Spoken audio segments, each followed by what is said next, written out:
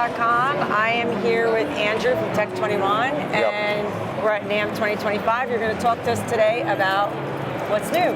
Yeah, well, first of all, we have the Marty Friedman emulator pedal. When we talked to Marty, he expressed that he wants something really simple. He wants one sound that is a clean sound, one sound that is like a rhythm dirty sound, and a lead sound. And one more request he had was a filter. He uses an envelope filter that it boosts the mid-range and has a little bit of a dynamic movement, as he play, and he can modulate that with his playing style. So that's the extra feature on it. Then we have a reverb on it, direct out. You can go to a recording console or a mixing board and you get the sound. So I'm gonna just quickly show you a couple of sounds.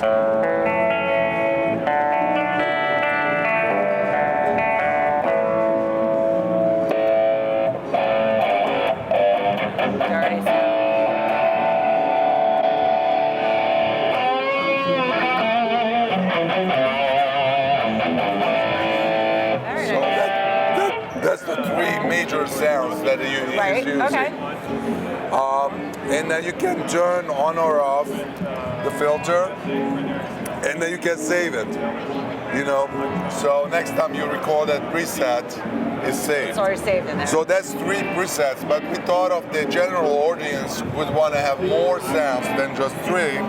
So if you push the two outside buttons, you go into studio mode. That gives you 128 presets. That's great. Okay, so it's a lot of variations. Has a MIDI in, MIDI out, effects loop. So it's a very nice little setup that you can put in your gig bag and you can play gigs with. And you don't have to have a huge pedal board. Of course, some people want to have a huge pedal board. You can still put this on it and expand it with other effects. Ask you, how much is this? This gonna retail $349. Excellent. Then we have a wah pedal.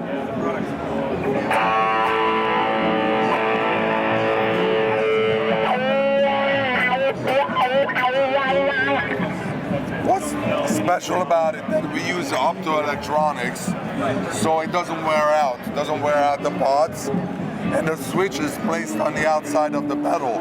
So if you don't want to turn it on off, you just step on it slightly off, and you can go all the way up, and it still doesn't turn off. A traditional wah pedal has a switch underneath. Then when you go all the way up, many times accidentally you turn it off. So that's our new wah pedal. Then we have another wah pedal that is made for Richie Kotzen. That it has a spring load in it. So you don't even have to turn it on. When you step on it, it immediately comes on. And when you release it, with a slight delay, it turns off. Richie requested this because when he's singing, he doesn't want to place his foot on the switch and make an effort, because when you're singing, your air has to be controlled precisely. And when you step on something, I know that. I'm a you're a singer. There you go. So this is perfectly works for him by just a slight touch and it's already working. Okay, so this is the new fly rig for Richie.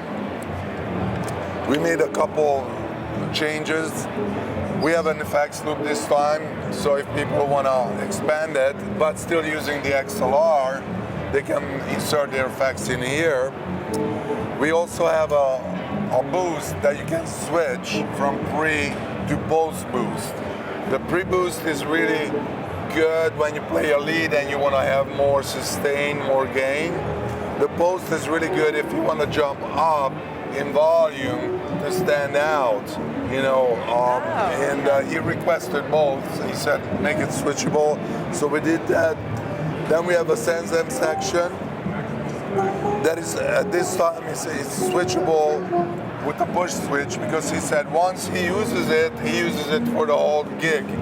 Usually it's when he gets a backline that he's not happy with, so he wants to use the NAMM to get his sound. and then he always leaves it on. But if he has his own amp, then he's happy with the sound, then he doesn't need it. Then he needs, he uses only the overdrive and the boost and the delay, and there's a Leslie simulator also. So those are the new changes for his fly rig. Excellent. And then the next thing we have over here is a Frank Bello overdrive pedal. Frank is well known for his aggressive bass sound, and we created a distortion that is his style. As a matter of fact, he's going to be here later on. He was here yesterday. You can also use the direct out on it. You can go direct to the board, and it's very simple usage. So he told us he does a lot of clinics for young people, and he wanted to create something that is very easy to use, and you can tell to the kids, hey, you just plug in and you get my sound. Okay. Oh, that's great. And then lastly, there's a wah pedal also. This is for bass. Bass wah pedal. Yeah, that's why it's blue and has a nice bass clef on it. And same thing, the optoelectronics, spring-loaded. Because for bass, you don't use it that often. So it's nice just for maybe one note. You step on it, wow, and that's it, you know? Yeah, so you don't have to switch on and off every time. And lastly, we have the new XB driver. And the reason it's called XB because there is a crossover in it. You can cross over between the two channels and then mix it back in. So you can mix in a sound for the low end differently than to the top. So you can make the low end like compressed and very powerful, and the top end could be like distorted. And when you mix it back in, it gives you a huge sound, and a lot of bass players actually use this technology. So that's our flagship bass product now, because it's actually made out of one solid chunk of aluminum that is CNC'd out. So you can drive through with a taxi cab, it is still going to work at your gig, you know. So it's very heavy duty the way we made it. And that's it for Tech 21 this year. Oh, thank you. Andrew, thank you so much. Again, this is Angel with musicplayers.com with Andrew from Tech 21 at NAMM 2025. Thank you so much. Have a great show. Thank you.